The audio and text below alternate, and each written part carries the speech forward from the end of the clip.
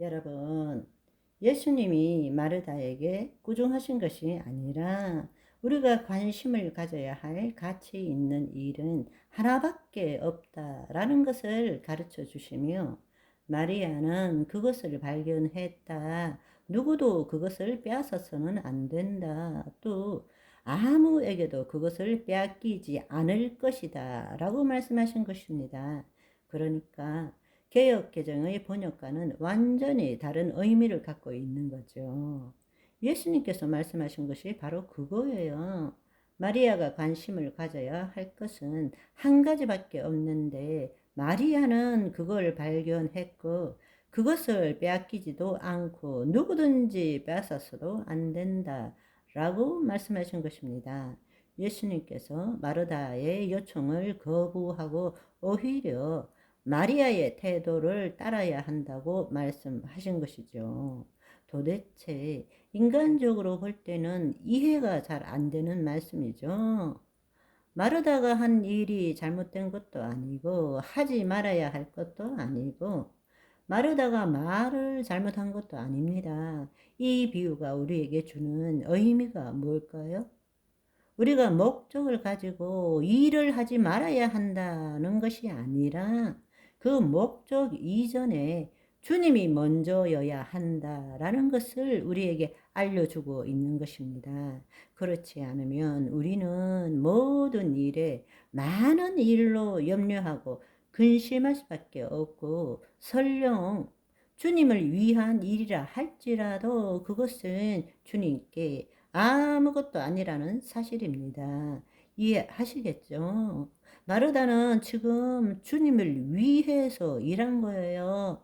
그렇지만 내적 소명 없이 외적 소명을 추구하게 되면 그것은 주님께서 아무것도 아니라고 말씀하시는 거예요. 우리가 이 사실을 깨달아야 합니다.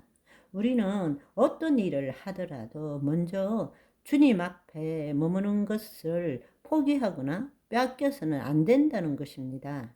일을 하지 말라는 뜻이 아니에요. 먼저 주님 앞에 나와서 그분의 영광 안에서 말씀을 들을 때에, 즉 그 말씀이 내 생각이 되고 내 감정이 될 때 비로소 우리가 행하는 모든 일에 가치가 있게 된다라는 이야기예요. 아멘. 이것을 우리가 이제 두 번째 관점인 예수님의 천상사역의 관점에서 다시 한번 보도록 합시다. 예수님의 공생의 사역 동안에 마리아는 예수님 발치 앞에 앉아서 말씀을 들었습니다. 예수님을 통해서 나타나는 성령의 감동 하에서 주의 말씀이 자신에게 임하도록 하고 있었던 것이죠. 이것이 지상사역 동안에 우리가 해야 될 일이었습니다. 그러나 지금 우리가 예수님과 천상사역적으로 관계할 때는 어떻게 해야 되는가? 그분은 부활 승천하시고 약속하신 보혜사 성령님을 보내주셨고 지금 우리 안에 계시지 않습니까? 우리는 그리스도 안에서 새로운 피조물이 되었고 더 이상 거짓자로 살아가는 것이 아니라 그리스도께서 사시는 것입니다. 그렇다면 우리가 주님을 위해서 뭔가를 하기 전에 먼저 영이고 생명이신 주의 말씀이 우리 몸에 경험되어지도록 해야 한다라는 것입니다. 아멘. 그것이 무엇입니까? 나라가 임하옵시고, 그게 무엇입니까? 바로 내적 소명이 이루어져야 한다라는 이야기입니다. 아멘. 그렇습니다. 그렇게 하기 위해서는 우리의 혼이 자신의 생각과 감정을 선택하는 대신에 자기를 부인하고 자기 십자가를 짐으로써 우리의 혼이 하나님의 영 안에 거하는 것이 먼저라야 하고, 그 결과로서 우리 몸이 하나님의 생명을 경험하도록 혼이 허용하는 삶을 살아야 한다라는 것입니다. 나는 포도나무요 너희는 가지라. 그가 내 안에 내가 그 안에 거하면 사람이 열매를 많이 맺노니 나를 떠나서는 너희가 아무것도 할 수 없음이니라. 그렇습니다. 우리가 중요한 것은 포도나무에 가지가 붙어 있는 것이 중요하지, 가지가 내가 무슨 열매를 맺느냐가 중요한 것이 아니에요. 가지가 포도나무에 붙어 있으면 열매는 내가 프로듀서 생산하는 것이 아니라 베어링 맺히게 된다는 이야기입니다. 그런데 우리는 포도나무에 가지가 붙었는지 안 붙었는지 그 관심보다는 주님을 위해서 내가 어떤 열매를 맺느냐에 더 관심을 갖고 있다라는 것입니다.